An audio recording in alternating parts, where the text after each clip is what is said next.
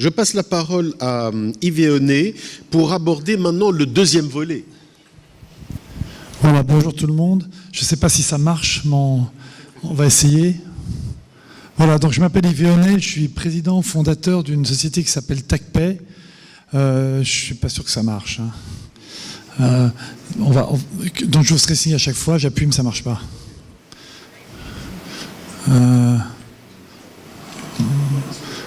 Je ne sais pas si ça va marcher. La technologie. Non, mais ça ne marche pas. La suivante ne passe pas. Moi, je dis next, mais il n'arrive pas à le faire. Là. Voilà. Non, ça c'est... Oui, voilà, next. Donc, très bien. Donc, on va le faire à la main. OK, on va le faire à la main. Mais à un moment donné, il y en aura beaucoup de suites. Donc, il faut vous mettre un peu mieux, je pense. Donc, je vais essayer de vous parler. En fait, aujourd'hui, je vous emmène dans un autre voyage. Un voyage un peu complémentaire à ce qui a été dit avant. C'est le voyage de la technologie. On est nous-mêmes éditeurs logiciels depuis maintenant une dizaine d'années.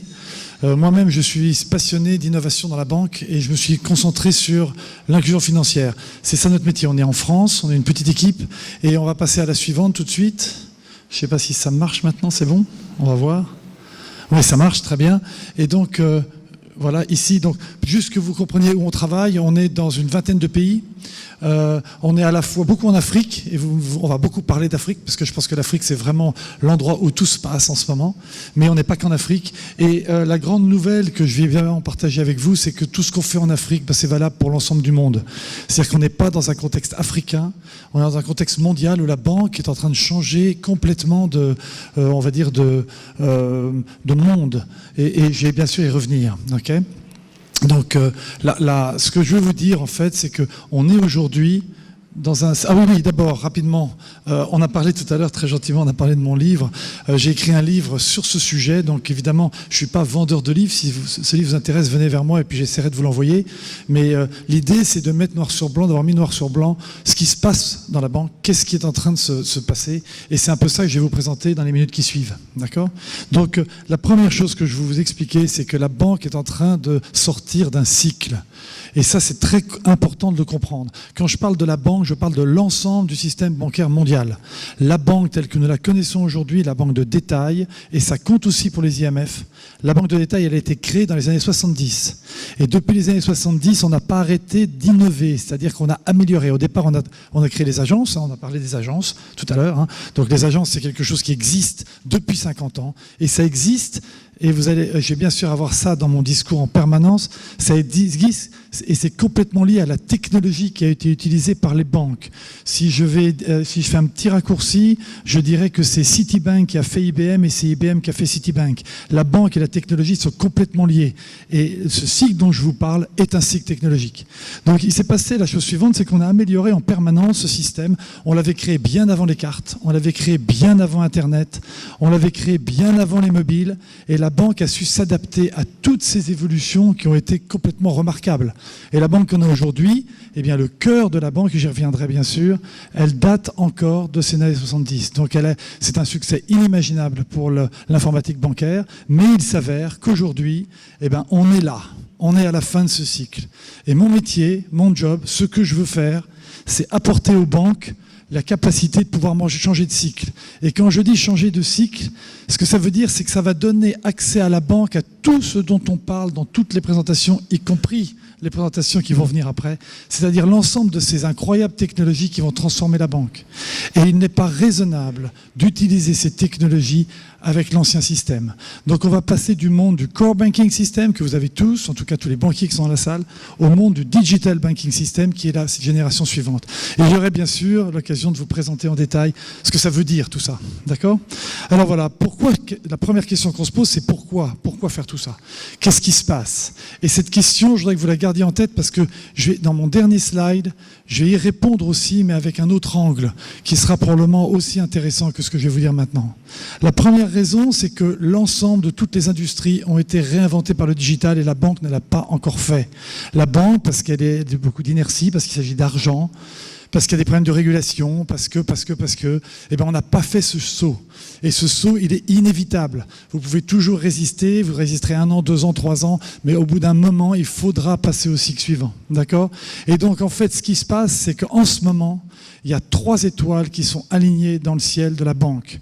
La première étoile, c'est ses clients, et on va bien sûr en parler. La deuxième étoile, c'est les menaces. Et la troisième étape, c'est la technologie. Et c'est la première fois depuis 50 ans qu'on a ces 3 étoiles qui sont alignées.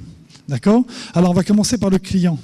Le client, alors si je suis en Afrique, et ce slide c'est pour l'Afrique et pour l'Amérique latine d'ailleurs, je vais vous parler immédiatement d'inclusion financière. Évidemment, quand on a 80 à 90% de la population qui n'a pas de compte en banque et qu'on a 100% de la population active qui a un mobile, évidemment, ces gens-là vont recevoir des services financiers digitaux, d'accord ?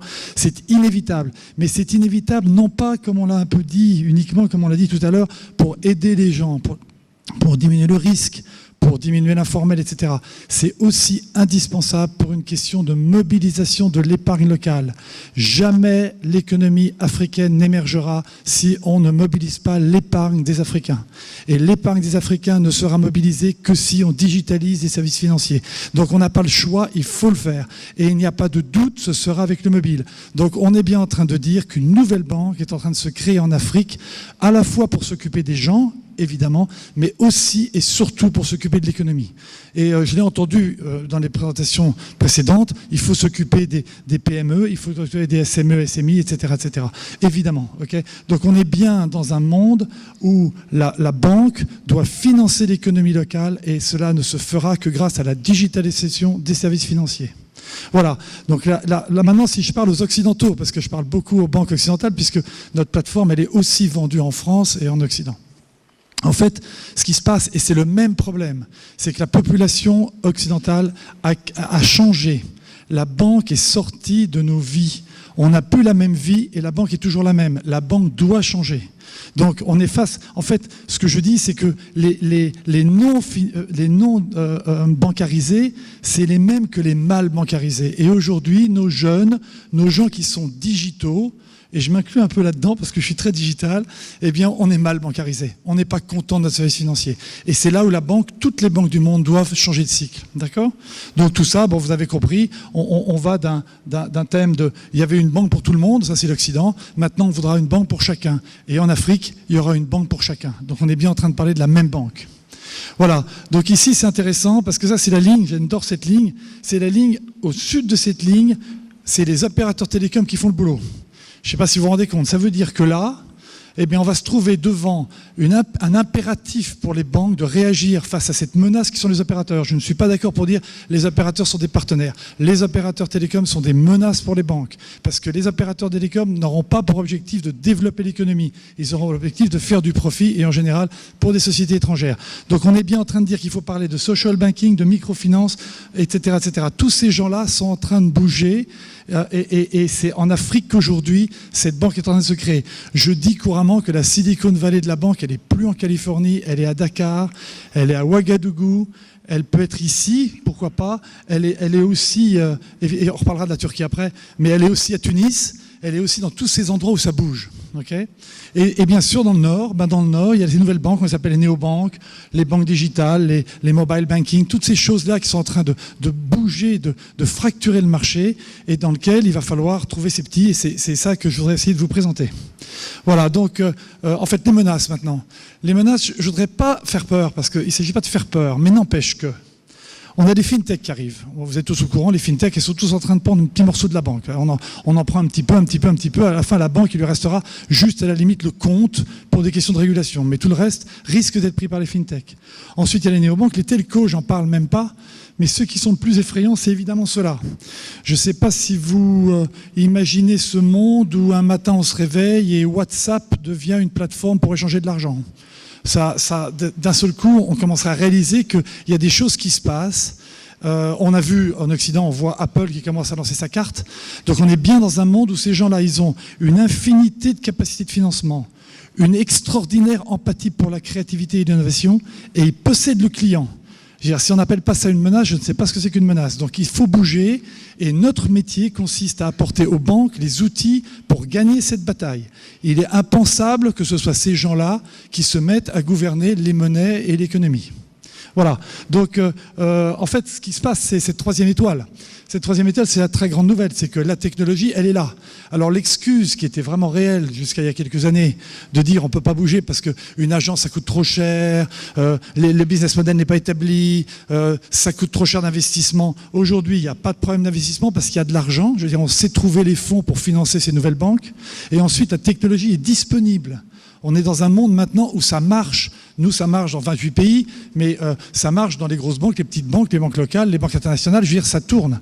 Donc, il n'y a plus d'excuses. Maintenant, il faut y aller. Okay, donc, en fait, ce qu'il faut, c'est arriver à changer son état d'esprit. Et ce n'est pas facile. Il va falloir passer du monde du CBS au monde du DBS. Et c'est ça maintenant que je vais essayer de partager avec vous. C'est un peu compliqué au sens où il va falloir réfléchir comment on s'y prend, mais bien sûr, à la fin de ma présentation, je vous expliquerai comment je conseille, comment nos clients qui réussissent s'y prennent. D'accord ? Alors la première chose, c'est que, en fait, ce que je veux vous dire avec vous, c'est que ce dont je vous parle, ça n'a rien d'effrayant, c'est super excitant. Je veux dire, on va faire ici une banque qui sera plus sécurisée, plus humaine, plus proche de nos vies. C'est déjà 3 caractéristiques fondamentales. Mais par contre, il va falloir activer sa créativité, son imagination, son dynamisme et travailler à ce qu'on appelle l'open banking. J'y reviendrai évidemment. Donc là, on est bien dans un nouveau monde qu'il va falloir imaginer, qu'il va falloir créer. Et j'ai envie de dire, là je parle à beaucoup de banquiers africains, vous ne pouvez pas savoir la chance que vous avez. Je veux dire, devant ce problème-là, l'ensemble des banquiers au monde se disent « mais comment je vais faire ? J'ai déjà 100% de la population qui a un compte, comment est-ce que je vais faire pour pouvoir adresser ce problème ?» En Afrique, vous avez 80% de la population qui n'a pas de compte. Donc il faut absolument les cibler pour leur amener ces nouvelles technologies. Et dans notre expérience, et si vous avez des questions, vous me demanderez, on a bien sûr des banques nouvelles qui se créent et les anciennes banques qui tout doucement se transportent vers la nouvelle banque parce qu'elle est beaucoup plus pratique, beaucoup plus ouverte, beaucoup plus sécurisée et beaucoup moins chère. Okay ? Donc voilà le monde dans lequel on rentre. D'accord ? Donc ce que j'ai voulu faire là, et je vais essayer de faire vite parce que je sais qu'on n'a pas beaucoup de temps, c'est les 9 travaux d'Hercule, hein, les 11 travaux d'Hercule, c'est-à-dire que les 11 travaux, ce qu'il va falloir faire pour lancer une banque digitale. Et évidemment, c'est un peu caricatural, mais c'est intéressant qu'on le partage, ça va vous permettre d'approfondir encore, de partager ma vue avec vous. On m'a demandé un jour, Yves, est-ce que tu pourrais nous expliquer ce que c'est que la différence entre un CBS et un DBS ? Eh bien, l'idée qui m'est venue, c'est de dire qu'un CBS, en fait, c'est un magnifique carrosse. C'est un magnifique carrosse. C'est un carrosse avec des écrans plats, avec des tablettes, on a entendu les tablettes, avec le GPS, l'air conditionné, le petit bar à l'intérieur, le cuir, tout ce que vous voulez, c'est un superbe carrosse. Le problème de ce carrosse, c'est qu'il est tiré par une jument. Et qu'on le veuille ou non, on peut mettre une jument, 2 juments, 3 juments. Si on a un voyage à faire, il va falloir se poser la question, comment on fait pour accélérer ? Quand on parle de DBS, on parle d'une Tesla. On parle d'une voiture électrique. C'est un voyage qu'ils vont faire les deux, mais évidemment, ça ne va pas être le même voyage. Donc c'est ça la différence. Et quand on fait cette comparaison, on ne va jamais imaginer de demander mais comment je fais pour, je sais pas, comment le vétérinaire va s'occuper de la Tesla, ou où est-ce que je mets le foin pour nourrir la Tesla. Évidemment, c'est un autre monde. Donc il va falloir entièrement transformer notre façon de penser. On va faire le même gap parce qu'on a parlé de leapfrog, de saut de grenouille, de saut technologique. Ben là, il y a un saut technologique absolument fondamental à faire et donc il va falloir réinventer complètement la banque. Le travail numéro 1, la première chose, c'est qu'il va falloir entièrement transformer les organisations. On l'a vu, hein, on a parlé des populations, des personnels des banques. Hein. Les personnels des banques, aujourd'hui, elles sont organisées en pyramide. Mais il va falloir faire exactement l'inverse. Il va falloir mettre le client en haut de la pyramide et non pas le CEO en haut de la pyramide. Il va falloir entièrement changer la logique bancaire. La banque doit se tourner vers le client. Le client doit devenir l'offre, l'aimant le plus fort de la banque. J'ai dit tout à l'heure, il va falloir faire une banque pour chacun. Donc il va falloir connaître chacun, chaque groupe, chaque sous-groupe, chaque segment. Le 10e, c'est le problème de confiance. Quand on travaille, on l'a dit, on a parlé d'éducation financière, comment est-ce que les gens vont accepter, alors on pourrait en parler pendant des heures, j'ai beaucoup de choses à dire là-dessus, mais la chose numéro 1, c'est que quand on donne un ordre ou quand on fait une opération bancaire, il faut que cette opération soit temps réel. Si cette opération n'est pas de temps réel, il n'y a pas de confiance. Or, les systèmes d'information de l'ancienne génération ne sont pas temps réel. Donc on se trouve devant une incapacité de faire accepter la banque à des populations qui vivent dans le temps réel. Ensuite, il va falloir changer de culture. Je vais aller vite. La culture de la banque actuelle, on l'a aussi entendu, c'est prendre l'argent et le stocker, le faire fructifier, faire des prêts, etc. C'est fini. La banque de demain sera une banque qui fera des partenariats, qui va faire des partnerships, qui va créer des écosystèmes, qui va s'interfacer. Ça veut dire qu'il va falloir changer l'organisation, il va falloir changer les gens. Donc ça, c'est compliqué. Okay. Ensuite, il y a des questions d'investissement, de temps. Installer une banque aujourd'hui, c'était un système bancaire, on parle en années. Ça, c'est ce que j'ai vu. On parle en années pour installer un core banking system. Quand on parle de digital banking system, on parle en semaines ou en mois. Ça change tout, évidemment. Et le time to market est critique parce que vous êtes dans un monde avec des menaces, vous n'êtes plus tout seul. Donc il s'agit d'accélérer. Donc bien sûr, le DBS amène ça. Okay. Ensuite, 24 heures sur 24, 7 jours sur 7, ça c'est plus technique, mais c'est de dire qu'une opération bancaire est entièrement automatique, alors qu'avant il fallait la faire tourner, donc ça nécessite évidemment à la fois des ressources et surtout des employés et toute une organisation. Enfin, numéro 6, oui, c'est les développements, les nouveautés. Alors, je ne vais pas y revenir trop, mais moi, je n'ai pas l'arrogance de penser, de vous dire que je sais ce que la banque sera dans 3 ans. J'ai aucune idée. Par contre, je peux vous dire qu'un digital banking system sera capable de s'adapter en quelques mois. Ce qui fait qu'il ne s'agit pas de dire je sais où on va, il s'agit de dire je garantis qu'on pourra y aller. Et c'est ça le core banking system. C'est faire des roadmaps qui sont parallèles et qui permettent d'atteindre des objectifs à des délais très courts. Okay. Le numéro 5, c'est le risque, évidemment. Donc, l'investissement initial pour faire une banque, autrefois, j'ai envie de dire, était évidemment très important. Je ne vais pas vous l'apprendre. L'idée, c'est de réduire à fond cet investissement pour pouvoir faire tourner le plus vite possible, avec le moins de risques possible, une nouvelle banque. En quatrième, ça c'est les data, c'est assez classique. Hein. Les banques historiquement sont en silo avec chacun ses bases de données, etc. Là, bien sûr, on a organisé ça pour qu'on ait une vue à 360 degrés sur ce que les clients font et ce qu'ils demandent. Ensuite, on est très mobile, vous avez compris ça. À la fois, on l'a dit tout à l'heure, hein, c'est pas forcément un smartphone, ça peut être un petit téléphone, mais en tout cas, il y a toujours le mobile qui est inclus parce qu'on va capitaliser sur l'infrastructure mobile pour déployer les banques. Les agents, on en a parlé, on part de l'agence à l'agent, hein, bien sûr. Et je termine par ceci, en vous disant que la menace, il faut faire attention, parce qu'elle arrive peut-être pas de là où on croit. Il y a peut-être des choses qui arrivent, il y a peut-être des partenariats qui sont en train de se créer, il y a des choses qui vont débarquer, et un jour ou l'autre, la Tesla va sortir du cheval de Troie, et c'est ça auquel je souhaite vous préparer, c'est pour ça que j'ai écrit ce livre. Voilà. Donc, en résumé, on a la banque qui aura des nouveaux clients, à la fois en Occident et en Afrique. Une nouvelle façon d'aborder, une nouvelle qu'on appelle expérience utilisateur. Nouveaux process, des nouveaux business models, ça je vais y revenir juste après, c'est très important. On ne va plus gagner son argent comme avant. Il ne s'agit plus de dire la banque dépend des taux d'intérêt et des commissions. Nous rentrons dans un univers qui est compliqué pour les banquiers, mais qui est le tout gratuit.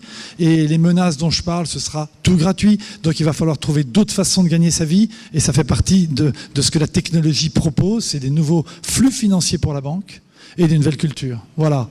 Donc rapidement, comment on s'y prend ? C'est pas simple. Vous avez bien compris qu'aujourd'hui, je sais bien que vous avez tous des banques installées et que c'est pas simple de partir. Nous, on dit, il faut démarrer par une spin-off. Nos clients qui réussissent sont des gens qui créent des nouvelles entités à côté d'eux. Et ces nouvelles entités, figurez-vous que l'objectif, c'est que ces nouvelles entités, certaines vont mourir, d'autres vont grossir, mais l'objectif, c'est qu'une ou deux d'entre elles deviennent plus grosses que la maison mère.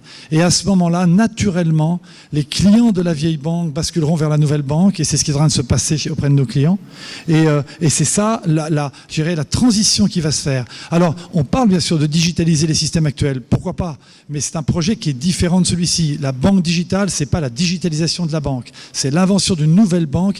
Et que je peux vous dire, c'est que les banques leaders dans 20 ans sont pas encore inventées. Elles sont en train de se faire. Celui qui sera leader de son marché dans 20 ans est en train de se créer. Et c'est ça l'enjeu. Okay. Donc maintenant, rapidement, les business models. Une banque, c'est le centre d'un écosystème. Une banque doit être chargée de dynamiser l'économie locale. Et en dynamisant l'économie locale, elle va créer des nouveaux flux financiers et gagner sa vie différemment, en amenant de la valeur à chaque métier. C'est compliqué, mais c'est comme ça que ça se passera. Okay. Et la technologie est prête pour faire ça, bien sûr. Voilà, donc ça c'est un exemple. J'ai mis ça parce que c'est très occidental, mais peu importe, c'est pour vous montrer qu'on a, par exemple, on a 200 facturiers déjà connectés à la plateforme. On a toutes ces fintech qui vont apporter au core banking toutes ces nouvelles technologies à la fois pour faire du scoring, pour faire de l'AI, pour faire du réglementaire, du filtrage, etc., etc. C'est ça l'open banking. Vous savez, je parle pas de open architecture, je parle de sharing architecture. La banque doit partager sa valeur, partager son expertise, tout ça pour créer plus de valeur pour le client et plus de valeur pour elle-même. Voilà, donc je termine en vous disant oui, c'est très bien. Je pense qu'il faut digitaliser vos systèmes, c'est vrai, il faut travailler à digitaliser pour améliorer, on l'a entendu, il y a plein de choses à faire. Mais moi, le voyage que je vous propose de faire, c'est ce voyage-là. C'est un voyage où on fait une nouvelle banque et on décuple la puissance de la banque pour que la technologie permette de toucher les masses. C'est ça l'inclusion financière, c'est ça la banque du futur, c'est ça la banque digitale, c'est ça qui va révolutionner les banques dans le monde. Voilà. Donc, j'ai presque fini, c'est mon dernier slide. Je vous avais dit de vous rappeler que j'avais posé une question au début de ma présentation en disant « Pourquoi faut-il digitaliser la banque ?» Alors, il y a quelques mois, c'était en janvier, j'ai participé au Paris FinTech Forum, qui est un magnifique forum, je vous conseille d'y aller parce que c'est un des plus beaux forums sur la digitalisation et en tout cas sur la technologie bancaire. Et voilà, et donc au cours de ce forum, il y a une dame, voilà, que vous reconnaissez tous, hein, bien sûr, qui s'appelle Christine Lagarde, qui était la première speaker à parler dans ce forum. Elle était à droite de Laurent Nizri, qui est le modérateur. Et Laurent Nizri a posé la question à Christine Lagarde devant 2000 ingénieurs techos, technopathes, dirais-je. Il a posé la question à Christine Lagarde, pourquoi faut-il digitaliser la banque? Eh bien, Christine Lagarde, elle s'est levée, elle a pris son micro, elle a regardé les 2000 ingénieurs dont je faisais partie et elle a dit « Il faut digitaliser la banque pour sécuriser les femmes ». Je peux vous dire que l'ensemble de l'Assemblée était sous le choc. Puis elle a expliqué qu'aujourd'hui, la banque digitale, elle permet de transformer complètement la vie des femmes dans les régions où il n'y a pas de banque. Et on est bien au cœur de notre sujet de la digitalisation de la banque. Et elle est à Washington, elle. Elle s'occupe d'organismes qui ne sont pas forcément proches du terrain, et c'est ça qu'elle a dit à Paris devant tous ces ingénieurs. Je pense que c'était assez fort pour être partagé avec vous. Et la deuxième anecdote qui est un peu moins sympathique, c'est... Pardon, je suis revenu en arrière. C'est à la même conférence, j'ai croisé les dirigeants de Bill and Melinda Gates Foundation. Je les connais, donc j'ai été les voir en leur partageant encore avec eux ma vision de la banque digitale et en partageant notamment ma vision comme quoi la banque a des responsabilités très importantes et que ce sera inévitable que les banques se déploient. Et les responsables de Bill and Melinda Gates Foundation m'ont dit, écoutez, nous on a abandonné, nous maintenant on finance que les opérateurs télécoms parce que les banques ne bougent pas. Voilà, ça c'est grave, je pense que c'est très grave et je voulais partager ça avec vous pour vous dire aussi que c'est pas qu'il n'y a pas d'argent, c'est qu'il faut bouger, il faut mettre en place ces systèmes, il faut inclure les gens dans la finance et il faut déployer la banque digitale avec les dernières technologies. Voilà, c'est ça mon message. Bien sûr, je serai là le reste de la journée pour répondre à vos questions éventuellement. Je ne veux pas faire de pub pour mon livre, mais tout ce qui est là-dedans, tout ce que je vous ai dit, c'est dans le livre. Et si ça vous intéresse, n'hésitez pas à venir me voir et je vous l'enverrai évidemment. Merci. Merci. Merci Yves pour cette excellente présentation. Moi, j'ai retenu évidemment beaucoup de choses. Je dirais simplement, Yves est un pionnier passionné. Voilà. Merci encore Yves.